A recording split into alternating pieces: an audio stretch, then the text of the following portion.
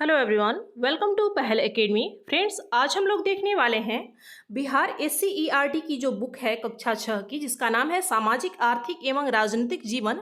और इसके अंतर्गत जो फर्स्ट चैप्टर है जिसका नाम है विविधता की समझ, तो आज हम लोग इसी को देखेंगे। इसका जो समरी है वो हम लोग देखेंगे। साथ ही अगर आप इसका PDF प्राप्त करना चाहते हैं तो इस वीडियो के डिस्क्रिप्शन में टेलीग्राम चैनल का लिंक दिया गया है, जहाँ जाकर आप इसे डाउनलोड कर सकते हैं और पढ़ सकते हैं। तो चलिए शुरू करते हैं आज की क्लास को।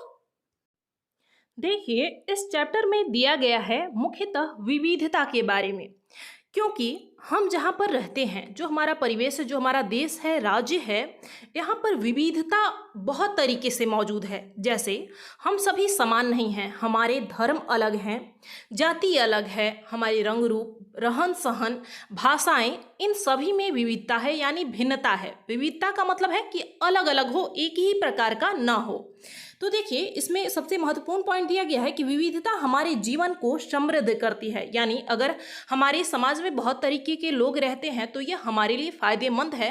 वो हमारी संस्कृति के तौर तरीकों को सीखते हैं, हम उनकी संस्कृति को, तौर तरीकों को सीखते हैं, उनकी भाषाओं को समझते हैं, तो यह जो है हमारे जीवन को समृद्ध करती है।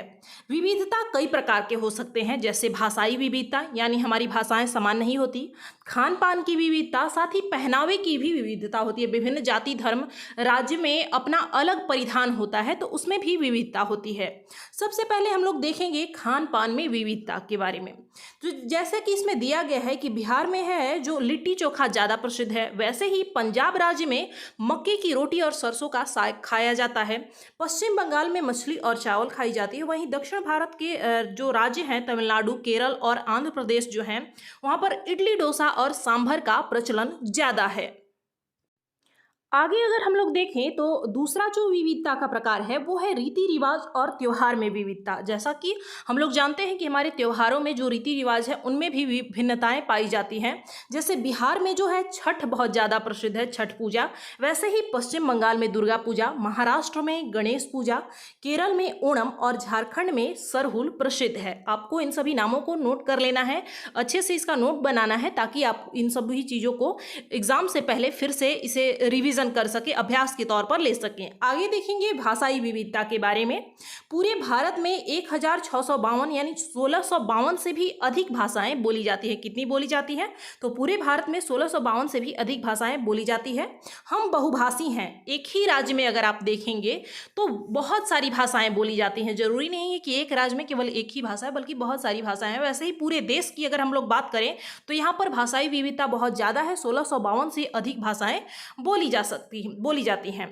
अलग अलग राज्यों में अलग अलग भाषाओं में कामकाज किया जाता है। राज्यों के लिए अलग अलग कार्य जो सरकारी कार्यालयों में होता है कामकाज के लिए, उन सभी में जो भाषाएं प्रयुक्त की जाती है वो अलग अलग हो सकती हैं, समान नहीं होती हैं। संविधान की 8वीं अनुसूची में 22 भाषाओं को शामिल किया गया है। कितनी भाषाओं को शामिल किया गया है? तो 8वीं अनुसूची में 22 भाषाओं को शामिल किया गया है। इसे आप लोग याद रखेंगे। आगे दिया गया है कि बिहार में हिंदी, भोजपुरी, मगही, मैथिली, अंगिका और वज्जिका आदि भाषाएं बोली जाती है। कौन कौन सी भाषाएं बोली जाती है? तो हिंदी, भोजपुरी, मगही, मैथिली, अंगिका और वज्जिका भाषाएं बोली जाती हैं। इसके अलावा एक और महत्वपूर्ण पॉइंट दिया गया था डॉक्टर भीमराव अंबेडकर के बारे में। इनका जन्म जो है 1891 में हुआ था और मृत्यु 1956 में हुआ था। और इनका जन्म जो है महार जाति में हुआ था, जिसे अछूत माना जाता है। इन्होंने दलितों के उत्थान के लिए प्रयास किए और इनका कहना था कि इन्होंने दलित शिक्षा पर ज़्यादा जोर दिया। इन्होंने कहा कि आप लोग पढ़ें और उच्च पदों पर अपनी नौकरियां प्राप्त करें, तभी आप आगे बढ़ पाएंगे। तो फ्रेंड्स, इस जो चैप्टर में बस इतना ही महत्वपूर्ण पॉइंट था। मिलते हैं हम लोग अगली क्लास में। धन्यवाद।